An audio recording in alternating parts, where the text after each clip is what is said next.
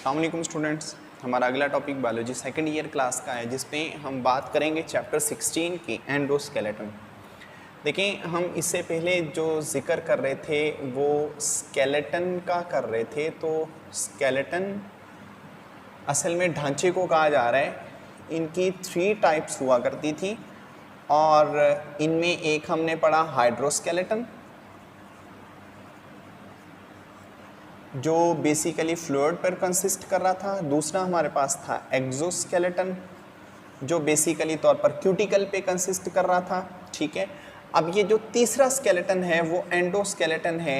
इसके अंदर बेसिकली क्या होता है, एंडो का मानी इनसाइड होता है, स्केलेटन का मानी होता है फ्रेम वर्क,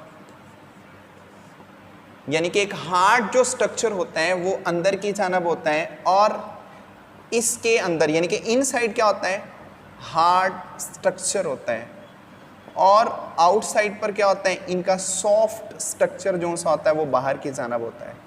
अब जो सॉफ्ट स्ट्रक्चर है उसमें जो चीज़ इन्वॉल्व की जा रही है वो बेसिकली क्या होते हैं, इनके मसल्स होते हैं, वो चीज़ मौजूद होती है। मसल के साथ साथ जो एडिशनल चीज़ होती है वो कार्टिलेज होता है, वो इनके अंदर मौजूद होता है। ये दो चीज़ें हैं। इनसाइड इनके हार्ड स्ट्रक्चर हैं। इस इनसाइड हार्ड स्ट्रक्चर्स को नाम दिया जा रहा है किसका, बोन्स का। यानी कि इनकी जो बोन्स होती हैं वो अंदर की जानब होती हैं, लेकिन इनका जो सॉफ्ट पोर्शन जो मसल्स होते हैं, जो मैसी पोर्शन होता है वो बाहर की जानब होता है। These are called endoskeleton. Endoskeleton जिस चीज़ पे कंसिस्ट कर रहा है वो बेसिकली तौर पर क्या होते हैं, कनेक्टिव टिश्यूज होते हैं। अब वो कनेक्टिव टिश्यूज कौन से होते हैं, अब हार्ड कनेक्टिव टिश्यूज दो ही होते हैं लेकिन दोनों एक दूसरे की निस्बत हार्ड और सॉफ्ट होते हैं। एक इनमें जो चीज़ मौजूद होती है वो बोन्स और सेकेंडली जो चीज़ मौजूद होती है वो कार्टिलेज होते हैं। दोनों ऐसे टिश्यूज होते हैं जिन टिश्यूज में स्ट्रक्चरल प्रोटीन होती है जिसे हम कहते हैं कोलाजिन फाइबर्स।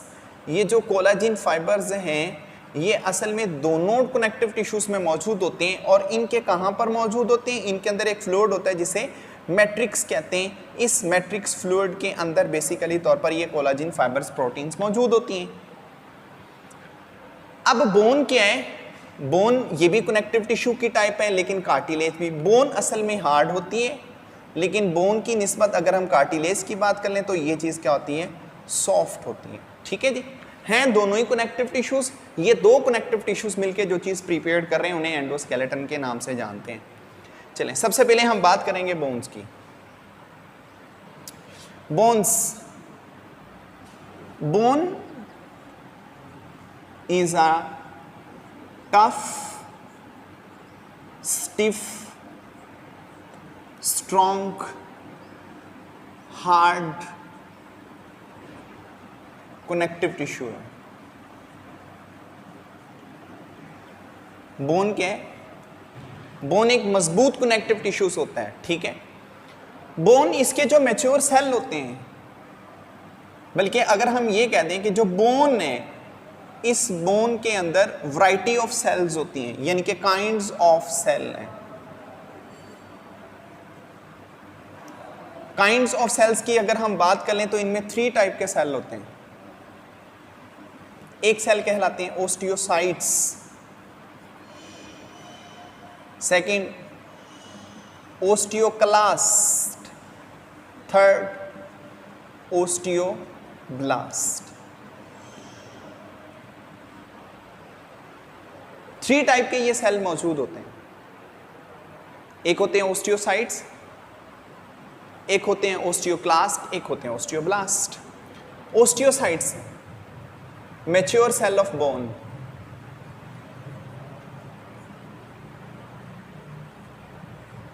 बोन के जो मैच्योर सेल हैं उन्हें ओस्टियोसाइट्स कहते हैं। ओस्टियोक्लास्ट बोन डिसॉल्विंग सेल्स होते हैं। ओस्टियोब्लास्ट बोन फॉर्मिंग सेल्स होते हैं।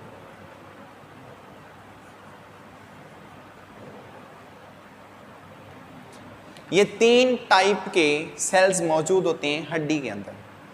हड्डी बहुत ज़्यादा मजबूत होती है। हड्डी मजबूत क्यों होती है, बोन के स्ट्रॉन्ग होने की वजह यह है कि इसके अंदर कैल्शियम फॉस्फेट मिनरल डिपॉजिट होता है। ये मिनरल जितना ज्यादा हड्डी के अंदर डिपॉजिट होगा, हड्डी उतनी ज्यादा मजबूत होगी, हड्डी उतनी ज्यादा स्टिफ हो जाती है। अब ये जो हड्डी है, इस हड्डी के अंदर एक तो कोलाजिन फाइबर्स हैं, वो बहुत निटेड फॉर्म में मौजूद होते हैं, दूसरा ये कैल्शियम फॉस्फेट, ये मिनरल मौजूद होता है, फिर हड्डी मजबूत हो जाती है। उसी की वजह से हम कहते हैं कि जो बोन होते हैं इसके दो एंड्स होते हैं, टू एंड्स होते हैं बोन के। एक जो सा होता है वो थोड़ा सा सॉफ्ट होता है, दूसरा जो सा होता है वो हार्ड होता है। जो तो हार्ड स्ट्रक्चर है उसे कॉम्पैक्ट बोन कहते हैं, जो सॉफ्ट हिस्सा होते हैं उसे हम स्पॉन्जी बोन कहते हैं। स्पॉन्जी बोन, इसे पोरस होता है ये, और यहीं पर होता है रेड बोन मैरो।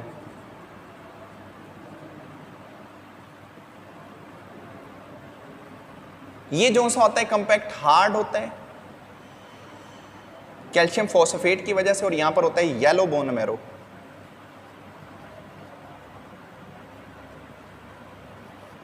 ये हड्डी के दो पोर्शन होते हैं।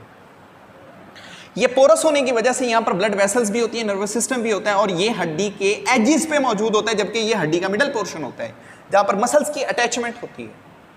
तो ये हमारे पास बोन्स होती हैं। इसके बाद कार्टिलेज की बात कर लें तो कार्टिलेज सॉफ्ट ब्लैश फिल्म निटेड एक स्ट्रक्चर होता है। कार्टिलेज, इसके अंदर वैरायटी ऑफ सेल नहीं होते, इसके जो मैच्योर सेल होते हैं उन मैच्योर सेल्स को कॉन्ड्रोसाइट्स कहते हैं। ये जो कॉन्ड्रोसाइट्स हैं ये बेसिकली तौर पर कहाँ मौजूद होते हैं? असल में जो फ्लूइड है जिसे मैट्रिक्स बोला जा रहा है, उस मैट्रिक्स के अंदर कुछ एम्पटी स्पेस होती हैं। उन एम्पटी स्पेस को लैक्यूना कहते हैं। उन लैक्यूना के इनसाइड मौजूद होती हैं क्या? कॉन्ड्रोसाइट्स।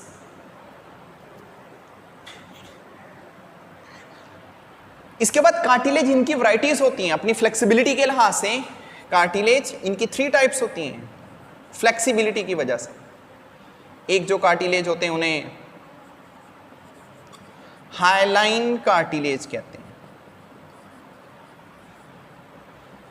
एक जो कार्टिलेज होता है उन्हें इलास्टिक कार्टिलेज कहा जाता है, और एक जोन्स होते हैं वो कहलाते हैं फाइब्रस कार्टिलेज। ये 3 किस्म के होते हैं। हाइलाइन कार्टिलेज बिल्कुल शफाफ होते हैं, खाने के काबिल होते हैं, लॉन्ग बोन्स के एंड पे होते हैं, नोज के अगले पोर्शन पे मौजूद होते हैं, बड़ी बड़ी हड्डियां उनके एंड पर होते हैं, हड्डी को दूसरी हड्डी के साथ जोड़ने का काम हाइलाइन कार्टिलेज का होता है। इलास्टिक कार्टिलेज ये हमारा पिन्ना, एपिग्लॉटस, लैरिंक्स ये यहाँ पर मौजूद होते हैं।